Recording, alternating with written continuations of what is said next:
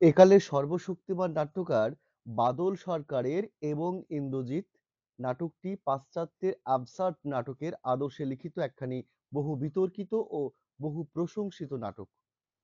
France, Germany, Scandinavia ইত্যাদি দেশে দ্বিতীয় বিশ্বযুদ্ধের পরবর্তী সময়ে আর্নেস্কো, বেকেট, জাঁ জেনে প্রমুখের হাতে এই ধরনের নাটকের উদ্ভব ঘটেছিল।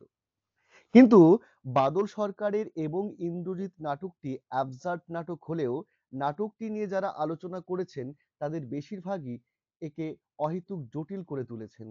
আমরা ডক্টর বাঙ্গাল ইউটিউব চ্যানেলের আজকের পর্বে ছাত্রছাত্রীদের প্রয়োজনের কথা মাথায় রেখে এবং ইন্দ্রজিৎ সম্পর্কে দু চার কথা বলবার চেষ্টা করছি। আশা করি মন দিয়ে একবার শুনলে এবং ইন্দ্রজিৎ নাটকটি সম্পর্কে পূর্ণাঙ্গ ধারণা তোমরা পেয়ে যাবে। প্রথমেই বলে রাখি এবং ইন্দ্রজিৎ নাটকটি রচিত হয়েছিল 1963 সালে এবং এটি 1965 সালে বহুরূপী পত্রিকায় প্রকাশিত হয়েছিল। শুধু পশ্চিমবঙ্গে নয়, হিন্দি, গুজরাটি, মারাঠি, কানাড়া, তামিল এবং আরো কয়েকটি ভাষায় আরো কয়েকটি রাজ্যে এই নাটকটি অনূদিত এবং অভিনীত হয়েছে। এবং ইন্দ্রজিৎ নাটকটি ইংরেজি ভাষায় অনুবাদ ও পরিচালনা করেছেন নাট্যকার শ্রী গিরিশ কার্নাড। 1968 সালের বিচারে সঙ্গীত নাটক একাডেমি বাদল সরকারকে যে স্বীকৃতি দিয়েছেন তার পিছনে তার এবং ইন্দ্রজিৎ নাটকের অবদান অনস্বীকার্য। চলো আমরা এই নাটকের মূল আলোচনায় প্রবেশ করি। তবে তার আগে অ্যাবসার্ড নাটক, বিশেষত বাদল সরকারের এবং ইন্দ্রজিৎ নাটকের প্রেক্ষাপট সম্পর্কে আমরা প্রথমেই সংক্ষেপে দু চার কথা জেনে নেব। বাদল সরকারের এবং ইন্দ্রজিৎ নাটকটি সম্পর্কে আলোচনার আগে আমাদের অস্তিত্ব সম্পর্কে কিছু কথা জেনে নেওয়া অত্যন্ত প্রয়োজন। দেখো, প্রচলিত অর্থে অস্তিত্ব বলতে বোঝায় থাকা বা বিদ্যমানতাকে। তবে শুধু বেঁচে থাকাই কি অস্তিত্ব? বেঁচে থাকা আর অস্তিত্ব রক্ষা করা একই জিনিস নয়।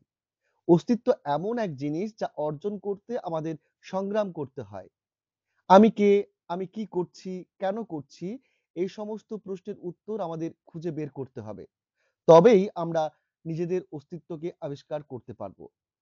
যারা এই সমস্ত প্রশ্নের উত্তর খুঁজে বের করতে অপারগ বা এসব প্রশ্নের উত্তর খুঁজে বের করতে পারে না, তারা আজ অস্তিত্ব রক্ষার লড়াইয়ে বিফল। তারা হয়তো জীবিত, তবে ভেতর থেকে সবাই মৃত। একেকজন জীবন্ত লাশ হয়ে বেঁচে আছে। এই অস্তিত্ব রক্ষার লড়াইয়ে টিকে থাকতে হলে সর্বপ্রথমে নিজেদের অস্তিত্বকে আবিষ্কার করতে হবে। আজ চারিদিকে প্রতিনিয়ত ঘটে চলেছে আত্মহত্যার মতো ঘটনা। এর জন্য দায়ী কে? আমরা আজ রয়েছি অত্যাধুনিক যুগে। বিজ্ঞানের দয়ায় মানুষ আজ উন্নতির চরম শিখরে। প্রযুক্তিবিদ্যা মানুষের উপর প্রভাব বিস্তার করছে। দিন দিন মানুষ হচ্ছে যন্ত্রের দাস। যান্ত্রিক সভ্যতার চাপে মানুষ নিজের অস্তিত্বকে ভুলতে বসেছে। মানুষের জীবনে নেমে এসেছে ভয়ঙ্কর শূন্যতা। মানুষের কোনো মর্যাদা নেই, স্বাধীনতা নেই। মানুষের অস্তিত্ব আজ যন্ত্রের উপর নির্ভরশীল।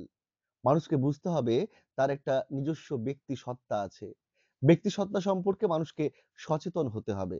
বুঝতে হবে আপন অস্তিত্বকে।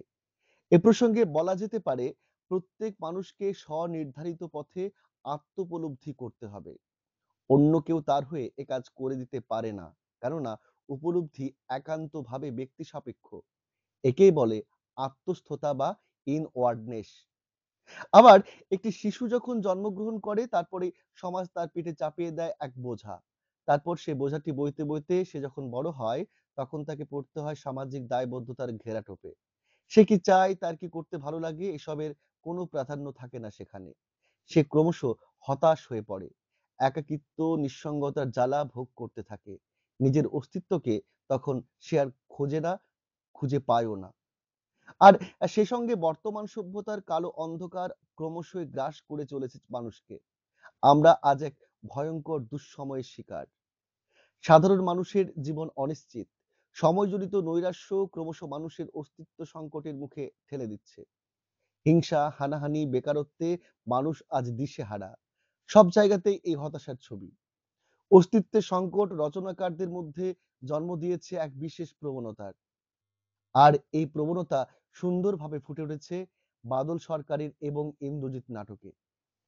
বাদল সরকার এবং ইন্দ্রজিৎ নাটকে মধ্যবিত্ত জীবনের অন্তঃসার শূন্যতা, অবসাদ ও মধ্যবিত্ত জীবনের একঘেয়েমি কিভাবে মানুষকে অস্তিত্বের সংকটের মুখে ঠেলে দিচ্ছে তারই এক চিত্র তুলে ধরেছেন।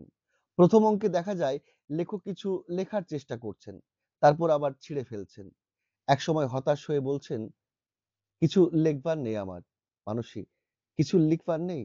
লেখক, কি লিখবো, কাকে নিয়ে লিখবো, কটা মানুষকে চিনি আমি, কজনের কথা জানি। এই আক্ষেপের জায়গা থেকে বেরিয়ে আসতে যাদের ডাক দেন তাদের সঙ্গে পরিচিত হয়। তারা অমল, বিমল, কমল। নামের ধ্বনি সাম্যে অন্ত মিলে নিরুদ্বেগ পরিবেশ তৈরি হয়। তবে চতুর্থ জন যখন সাম্য বজায় রেখে বলে নির্মল, তখন লেখক চিৎকার করে ওঠে, না। কি নাম আপনার? চতুর্থ দর্শক, ইন্দ্রজিৎ রায়। লেখক, তবে কেন নির্মল বলছিলেন? ইন্দ্রজিৎ, ভয়ে। লেখক, কিসের ভয়? ইন্দ্রজিৎ, অশান্তির। নিয়মের বাইরে গেলেই অশান্তি। নিজের অস্তিত্বকে স্বাধীন সত্তা রূপে স্বীকৃতি দিয়ে স্বাধীনতা প্রয়োগ করাই যথার্থ অস্তিত্ব। এখানে আমরা দেখতে পেলাম ইন্দ্রজিৎ নিজের অস্তিত্বকে স্বাধীন রূপে প্রকাশ করতে পারছে না, কারণ তার মনে ভয়ের দানা বেঁধেছে। সে জানে আমরা এক নিয়মের বেড়াজালে আবদ্ধ, সে বেড়াজাল ছিঁড়ে বেরিয়ে আসতে চাইলেই বাঁধবে অশান্তি। তাই ইন্দ্রজিৎ নিজের অস্তিত্বকে লুকিয়ে রেখে নিয়মের স্রোতে গা ভাসাতে চেয়েছে। এভাবে কি বেঁচে থাকা যায়, যেখানে নিজের অস্তিত্বকে প্রকাশ করা যায় না? একে এক ধরনের মৃত্যুই তো বলা চলে। তাই তো লেখক ইন্দ্রজিৎকে বলে, লেখক, মৃত্যু। ইন্দ্রজিৎ, এখনো হয়নি। লেখক, ঠিক জানেন? ইন্দ্রজিৎ, না, ঠিক জানি না। এরপর লেখক নাটকে তুলে ধরেছেন অস্তিত্বহীন মধ্যবিত্তদের। অমল, কমল, বিমল এরা এই শ্রেণীর প্রতিনিধি। তাদের কোনো নিজস্বতা নেই। পুতুল নাচের পুতুলের মতো তারা নেচে চলেছে। ক্রিকেট, সিনেমা, ফিজিক্স, রাজনীতি, সাহিত্যতে আবর্তিত হচ্ছে এই অমল, বিমল, কমলদের জীবন। এই একঘেয়ে জীবনের গান। ১ ২ ৩, ১ ২ ৩, ২ ১ ২ ৩, ১ ২ ৩, ২ ১ ২ ৩, ৪ ৫ ৬, ৪ ৫ ৬, ৫ ৪ ৫ ৬, ৪ ৫ ৬, ৫ ৪ ৫ ৬, ৭ ৮ ৮ ৯, ৭ ৮ ৯ ৮, ৭ ৮ ৯, ৭ ৮ ৯ ৮, ৭ ৮ ৯, ৯ ৮ ৭ ৬, ৫ ৪ ৩ ২ ১। ১ থেকে ৯ আবার ৯ থেকে ১ সংখ্যায় ফিরে আসা। এটা কি গান? না কোনো এক আবর্তনের অঙ্ক? যাই হোক, এই ডুবে যাওয়া, পচে যাওয়া একঘেয়ে জীবন থেকে বেরিয়ে আসতে চায় ইন্দ্রজিৎ। সে বলে, ইন্দ্রজিৎ, একেক সময় ইচ্ছে করে সব ছেড়ে ছুড়ে বেরিয়ে পড়ি। লেখক, কোথায় যাবি? ইন্দ্রজিৎ, জানি না কোথায়, অনেক দূরে কোথাও। কি আছে অনেক দূরে তাও তো জানি না। তখন এবং নামক সংযোজক অব্যয় যোগে আলাদা ব্যতিক্রমী নায়ক ইন্দ্রজিৎকে বুঝে নিতে অসুবিধে হয় না। অস্তিত্ববিহীন জীবন ইন্দ্রজিৎকে অতিষ্ঠ করে তুলেছিল।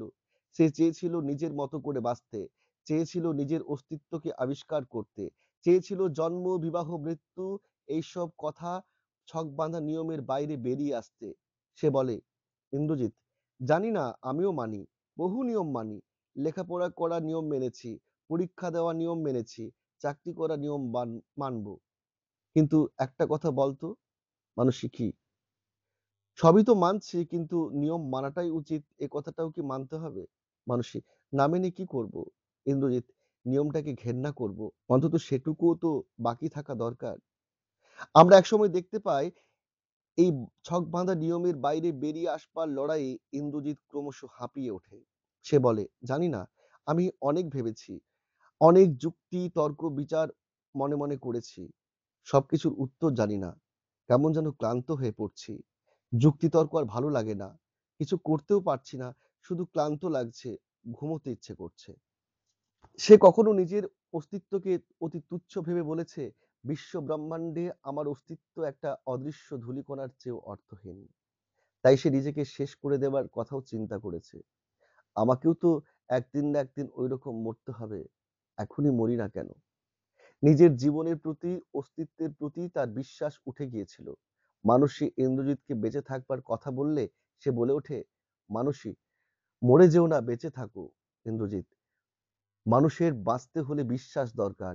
ভগবানে বিশ্বাস, অদৃষ্টে বিশ্বাস, কাজে বিশ্বাস, মানুষে বিশ্বাস, বিপ্লবে বিশ্বাস, নিজের উপর বিশ্বাস, ভালোবাসায় বিশ্বাস, এর মধ্যে কোন বিশ্বাসটা আজ আমার আছে বলে বলতে পারি?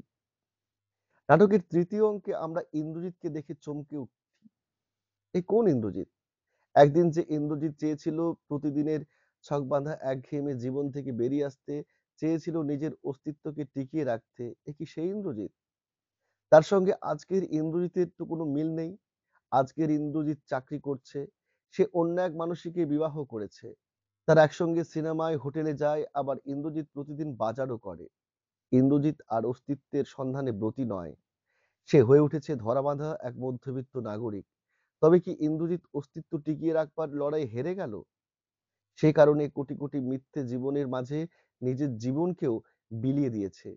ইন্দ্রজিৎ আর সেই এবং ইন্দ্রজিৎ নেই, সে হয়ে উঠেছে নির্মল।